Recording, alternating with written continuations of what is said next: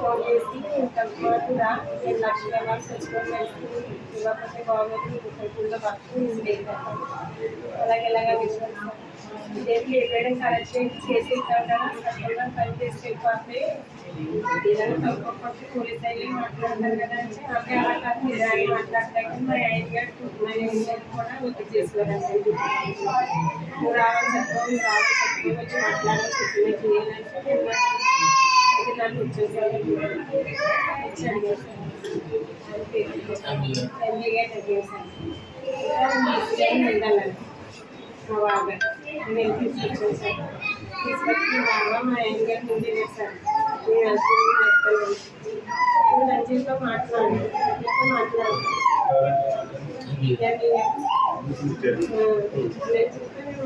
మీతో మాట్లాడాను మా ఆయన అన్నారు పోలీ గొడవ తీసుకొచ్చాను మాట్లాడుకోవాలి మా బాగా లక్షలకే ఏదో ఉంటాను 2 లక్షలు లేకపోతే ఏదో అయిపోతుంది 24 గంటలు నువ్వు క్యాబ్ ఇచ్చుకోగలిగిస్తారో అంతకన్నా ఇచ్చుకోలేము అదైనా మీరు ఇస్తాం సార్ మా బాబాయ్ ఏమి రూపాయలు ఇస్తారు అంటే 50 వేస్తే అయిపోతారు 50,000 2 లక్షల రూపాయలు ఇస్తేనే ఏమో ఉంటారు లేదంటే అయిపోతున్నారు అయిపోతుంది పోలీసులో తెచ్చుకుంటాం సార్ చేసి ఇచ్చుకుంటాం మాకు ప్రాణాలు ఇస్తారు ట్రైన్లో ఉండి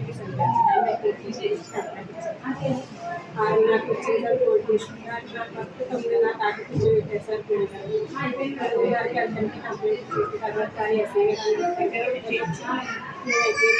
మీరు వెళ్ళిపోండి కరెంట్ ఆఫీస్ ఎలా వర్క్ తిరుగుతున్నాం సార్ కరెంట్ ఆఫీస్ ఎలా వర్క్ తిరుగుతుంది ఆ పనిలో చిన్న సంఘంగా వచ్చారు సంఘంగా ఉన్నారు సార్ 15 మంది ఉందో పొరవ మాస్క్ రావట్లేదు అని చూడగానే మేము బాబు వేసాం సార్ అడుగు తీసారు సార్ మా యొక్క మా బాబు పరిగెట్టేసరికి మా యొక్క కూడా మా బాబు కూడా ఒక 5 వెళ్ళారు సార్ నన్ను పేరుగా ముందు కుట్టుకోవడం అనేసారు సార్ శుభ్రంగా ఏముంది చెప్పలేదు సార్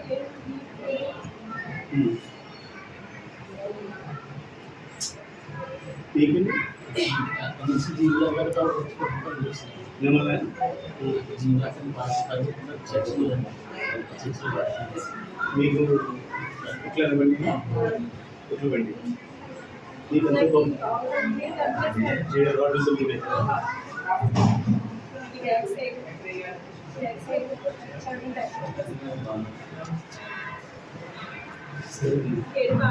సరే మీ ఇద్దరు కొడతా చంపేస్తాను 24 గంటల్లో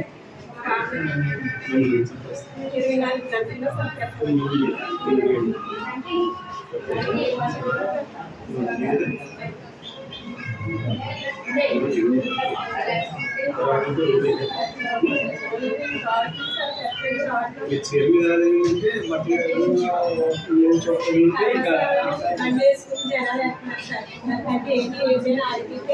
ఈవిడికి యాక్సిడెంట్ అయింది వెళ్ళిపోండి ఏర్పడి అంటే వాళ్ళు వెళ్ళిపోయి చేయడానికి కూడా ఆర్డర్ చేస్తారు వెళ్ళిపోయి యాక్సిడెంట్ అయింది ఎంతసేపు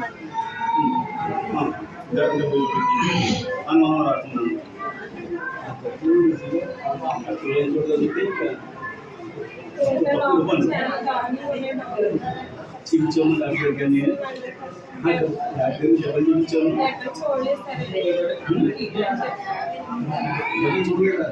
హాస్పిటల్ సర్టిఫికేట్ ఇది చూడకపోయి మాట్లాడుతున్నాను అది అన్నీ కూడా రిజిస్టర్ చేయాలి ఎక్కడికి ఏ దెబ్బలు ఉన్నాయో కూడా నేను మాట్లాడతాను ఇవన్నీ దెబ్బలు చూసారా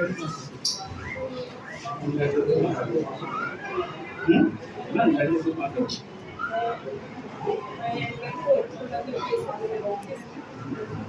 ఏది పోలీసులు చెప్పాము అవునా అంటారని ఎస్పీగా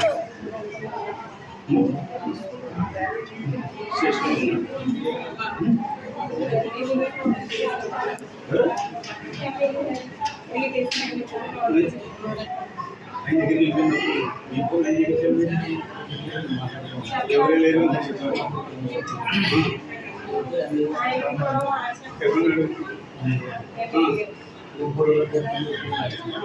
అయినా మీ దగ్గర ఫోన్ వేసుకున్నారు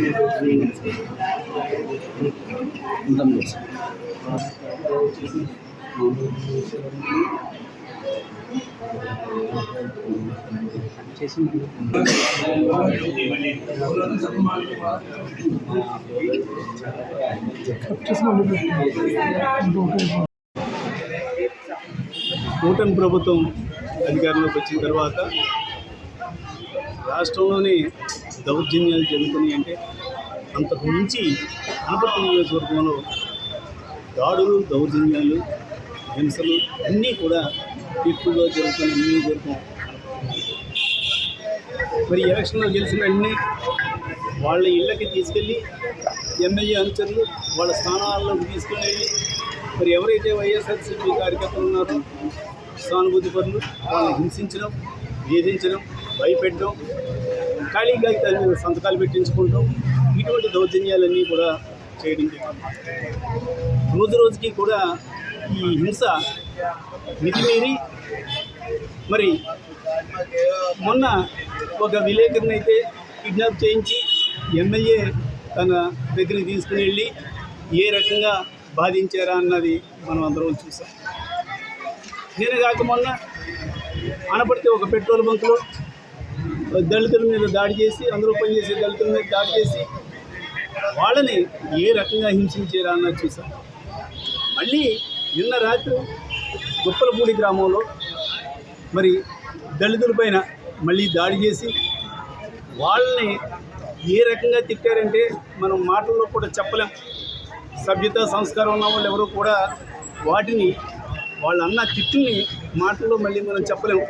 ఆ రకంగా వాళ్ళందరినీ కూడా తిట్టి వేధించి మరి దాడి చేసి అందులో వాళ్ళని ఏ రకంగా గాయపరిచారు అన్నది చూస్తే ఆ ఫోటోలు చూసినా వాళ్ళ ఫోటోలు చూస్తే అంటే శారీ కవర్ అయిన చోట పాపం వాళ్ళ ఫోటోలు తీసి పెట్టుకున్నారు. ఆ ఫోటోలు చూస్తేనే చాలా బాధగా ఉంది. అంటే శారీ ఉండగానే ఆ రకంగా తట్లు ఆ రకంగా వచ్చినాయి అంటే మరి ఆ శారీ అయ్యి లేని చోట కానీ దెబ్బలు తగిలినట్టే మొత్తం చర్మమే ఊడిపోయింది. ఆ రకంగా దాడి ఒక ఆయనకైతే కుట్లు పడి మరి అంతేకాకుండా వాళ్ళు చెప్తూ ఉన్నారు దుప్పలపూడి గ్రామంలో ఎన్వి అనే వ్యక్తి అతని అనుచరులు దాడికి పాల్పడ్డారని. ఇప్పుడు వాళ్ళు కూడా ఇంకో మాట కూడా చెప్తున్నారు, వీళ్ళు ఎవరైతే దాడి చేశారో దాడి చేసిన వాళ్ళని ఎమ్మెల్యే తన అధీనంలో వాళ్ళకి రక్షణ కల్పిస్తున్నారు.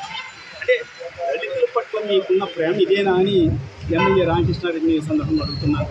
కబుర్లు కాదు, సొల్లు కబుర్లు కాదు, ఆచరణలో చూపించండి. సొల్లు కబుర్లు చెప్పడం కాదు, అందుగురించి సొల్లు రామకృష్ణారెడ్డి అని చెప్తా ఉన్నాం. ఇప్పుడు కూడా దీనిపైన కూడా ఏదో సొల్లు కబుర్లు చెప్తారు.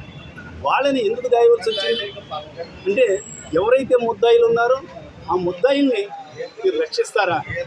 అంటే ఒక ఎమ్మెల్యేగా ఉండి ఎవరైతే గాయపడ్డారో, ఎవరైతే బాధితులు ఉన్నారో వాళ్ళని పరామర్శించడం పోయి ఎవరైతే దాడి చేశారో, ఎవరైతే ముద్దాయిలు ఉన్నారో ఆ ముద్దాయిల్ని రక్షిస్తారా? అంటే మిమ్మల్ని ఎన్నుకున్నది ఇందుకేనా? అంటే దళితులే కాదు ఎవరిపైనైనా సరే దాడి చేసి వాళ్ళకి మీరు రక్షణ అంటే మీరు ఇక్కడ రౌడీజాన్ని ప్రోత్సహిస్తున్నారు. దాని అర్థం అంటే ఇదేనా రౌడీ రాజ్యమా? ఇది ప్రజాస్వామ్యం.